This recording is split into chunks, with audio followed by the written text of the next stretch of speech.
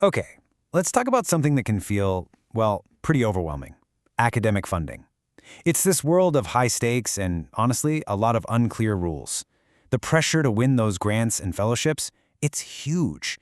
And yet, how many of us actually got trained on how to do it? It's kind of wild. So in this explainer, we're going to demystify the whole process. We're going to turn that anxiety into an actual, confident, strategic plan. You know, at the heart of everything we do in academia, there's this very human drive. I think Sylvia Plath captured it perfectly.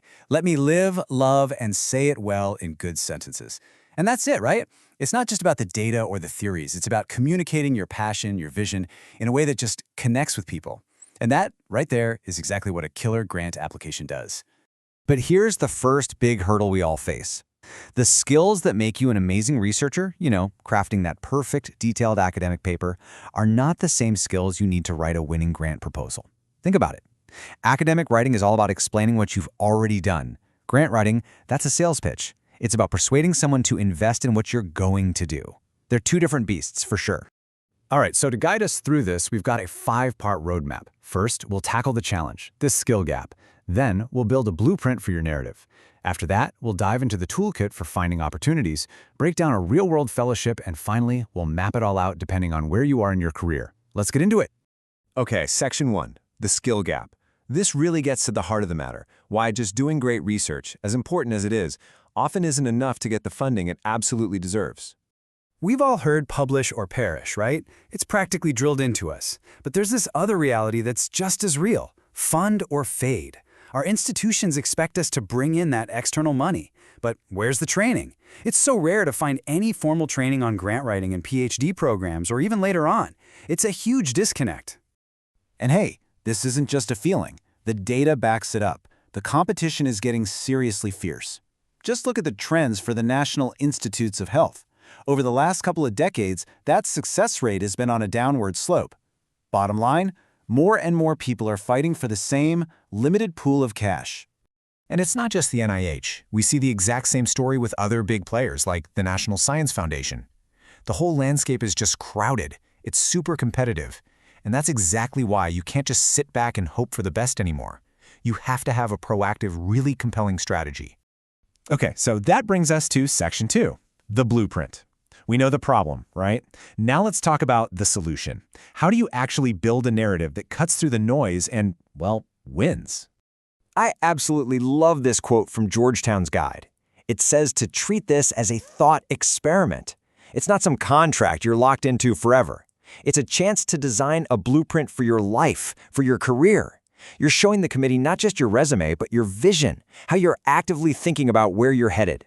So how do you actually build this blueprint? Well, it boils down to 5 key steps. Step 1, define your vision. What's the specific impact you want to make? Get really clear on that. Step 2, craft your narrative. You got to connect the dots from your past experiences to that future vision. Number 3 is huge. Identify a specific issue.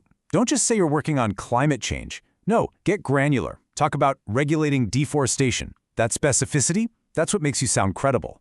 Step 4, get your recommenders lined up. And choose people who are genuinely enthusiastic and can talk in detail. And finally, step 5, write and revise, and then revise again. Seriously, nobody nails this on the first try. All right, that leads us right into Section 3, the toolkit. You've got your blueprint ready. Now you need to find the right place to build. So where on earth do you even start looking for these opportunities?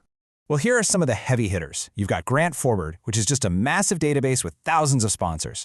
There's grants.gov, which is the main spot for all U.S. federal funding. Of course, the NSF and NIH have their own sites you should definitely check out, and there are other great tools like the UCLA Grapes database. The trick is to just start exploring them, systematically. But here's a pro tip, and this is a big one. Don't just rely on databases. One of the best tools you have is your own network. Seriously, go talk to people who are maybe 5 years ahead of you in your field. Ask them, what did they apply for? What worked? What was a total waste of time? That kind of inside scoop is absolutely priceless and can save you so much effort. Okay, moving on to Section 4. Let's make all this a bit more tangible, shall we? What does one of these amazing opportunities actually look like up close? We're going to do a little case study and dissect the anatomy of a really great one, the JSPS Postdoctoral Fellowship for Research in Japan. So this is a really prestigious fellowship for early career researchers. And you can see the key features right away. It's open to pretty much all fields, humanities, social sciences, natural sciences, you name it. It offers a really significant chunk of time, 12 to 24 months. And the eligibility is super clear. It's just a well-structured, high-impact kind of opportunity. And let's talk about the actual benefits, because a fellowship isn't just about putting a fancy line on your CV, it's about getting real support to do your work. For example, the JSPS gives you a monthly allowance of 362,000 yen. That kind of stability means you can actually, just focus on your research without constantly worrying. And on top of that monthly pay, they also give you a one-time settling-in allowance of 200,000 yen. Just a little something to help you get your feet on the ground in a new country. Super thoughtful. And all of this amazing support can last for up to 24 months. That's 2 full years. When you add it all up, the opportunity just becomes so real, It's not an abstract idea anymore. It's 2 years of your life dedicated to doing the research you love, fully funded. Okay, let's pull all of this together in our final section. Section 5, your career stage roadmap.